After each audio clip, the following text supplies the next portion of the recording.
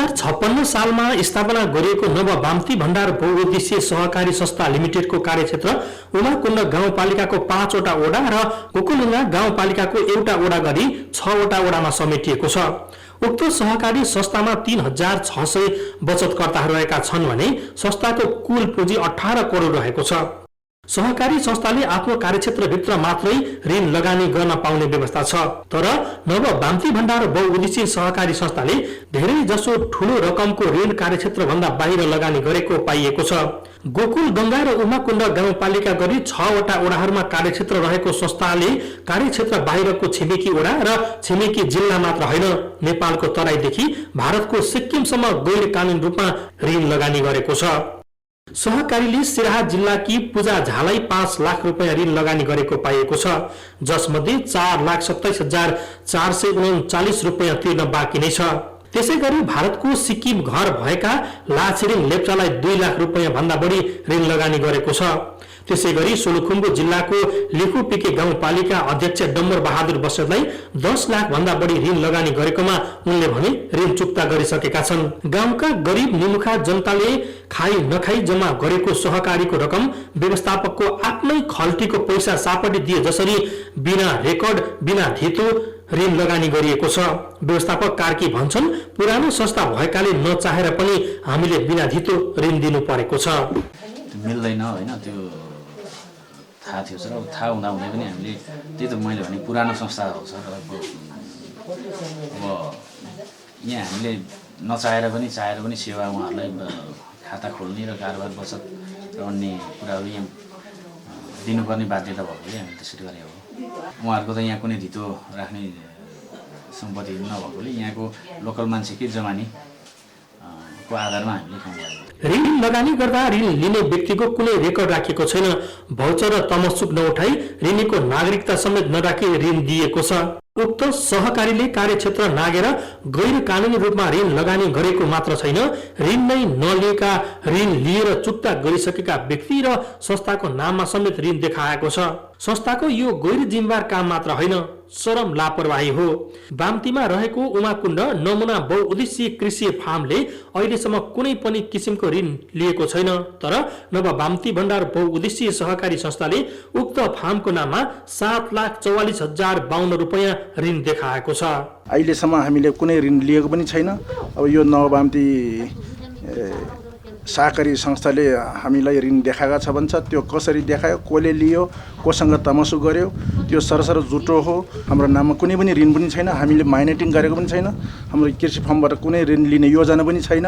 जुटो चाहिँ नि मान्छेको नाममा ऋण सोझा साझा जनतालाई ऋण देखाउने अनि त्यहाँबाट असल उपर गर्ने एकदम ठगीको चाहिँ नि यसलाई सख्त कारबाही हुनुपर्छ। सहकारीले ऋण लगानी गर्दा कर्मचारीले सो विवेकले 3 लाखसम्म र ऋण समितिको निर्णयबाट अधिकतम 15 लाख रुपैयाँसम्म ऋण लगानी गर्ने सञ्चालक समितिको निर्णय छ।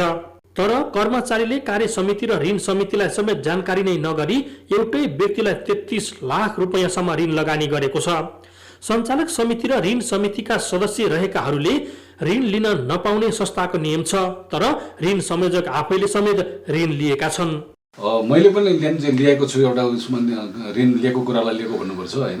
अलिकति ऋण लिएको छु मैले, अब थोरै सापटको रूपमा भनेर ल्याएको थियो। अब त्यो तिर्न बाँकी नै छ।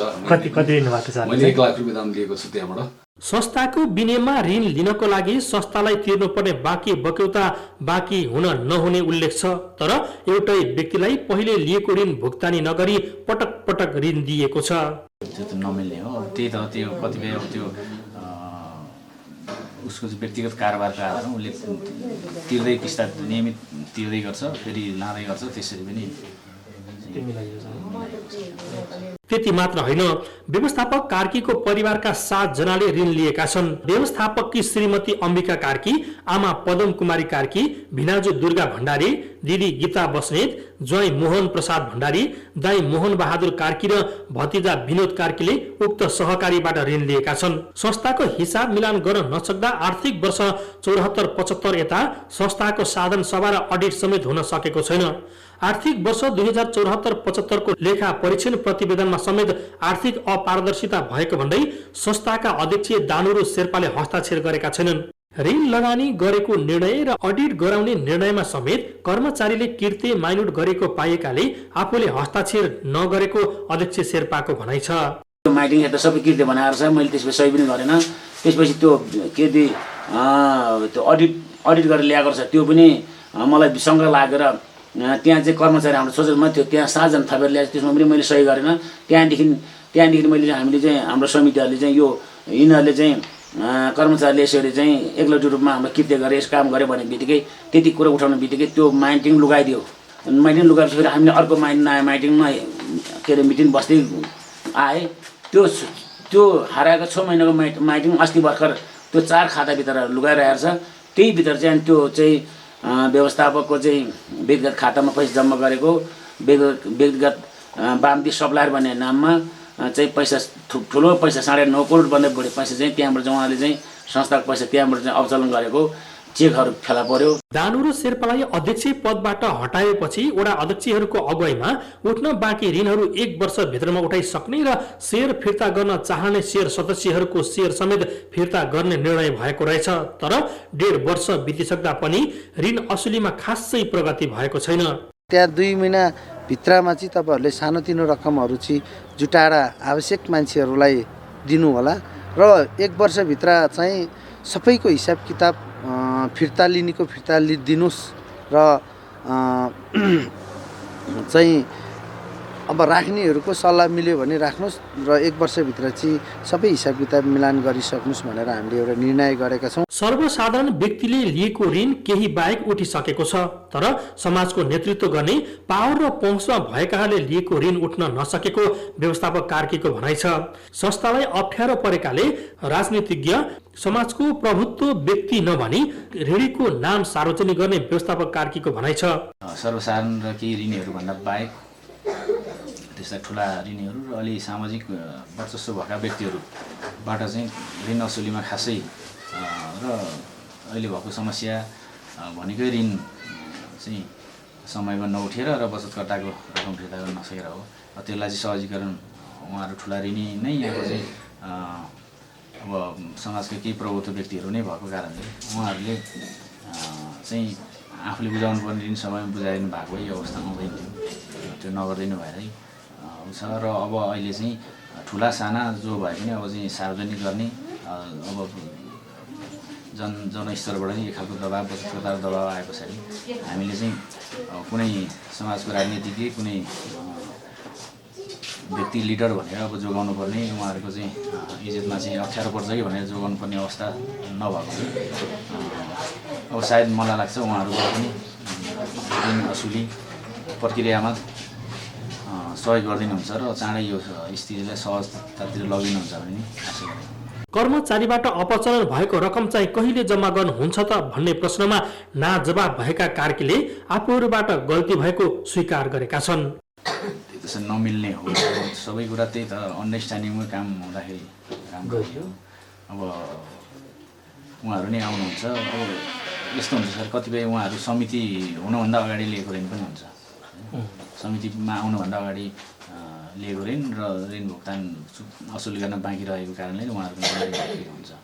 त्यही भएर सञ्चालक समिति गठन गर्ने प्रक्रिया साधारण सभाको होइन। साधारण सभामा अब एक खालको चुनाव अहिलेसम्म भएको सहमतिमा हुने हो, को राख्ने फलान यसरी राख्ने भन्यो, अनि अब त्यसपछि उसको नहेरिकन त्यसरी चाहिँ राख्ने चलन नै छ। गरिब दुखी जनताको पैसा अपचलन गर्नेहरू उप आफ्नो क्षेत्राधिकारभित्र रहेर तत्काल कारबाही प्रक्रिया अघि बढाउने उमाकुण्ड गाउँपालिकाले जनाएको छ। जति त्यहाँको चाहिँ बचतकर्ता, शेयरकर्ता र कर्मचारी र सञ्चालक समितिले राखेर तत्काल आवश्यक चाहिँ निर्णय लिएर जनताले राखेको पैसा एउटा अन्डा चाहिँ बेचेर कुनै काम गरेर राखेको पैसा जो अनियमितताको कारण पनि आएको छ, त्यो अनियमितता छ भने त्यसलाई चाहिँ तत्काल छिटोभन्दा छिटो चाहिँ स्थानीय सरकारलाई जो अधिकार पनि प्रत्योजन गरेको छ त्यो अनुरूप हामी अगाडि बढाउने कुराहरू पनि मैले राख्न चाहेँ। राजनीतिक दल र स्थानीय जनप्रतिनिधिकै संरक्षणमा नव बाम्ती भण्डार बहुउद्देश्यीय सहकारी संस्थाभित्र झाँगिएको व्यथिति र अनियमितताको सम्बन्धित निकायले निष्पक्ष छानबिन गरी पीडितलाई न्याय दिन सक्छ या सक्दैन त्यो भने हेर्न बाँकी नै छ।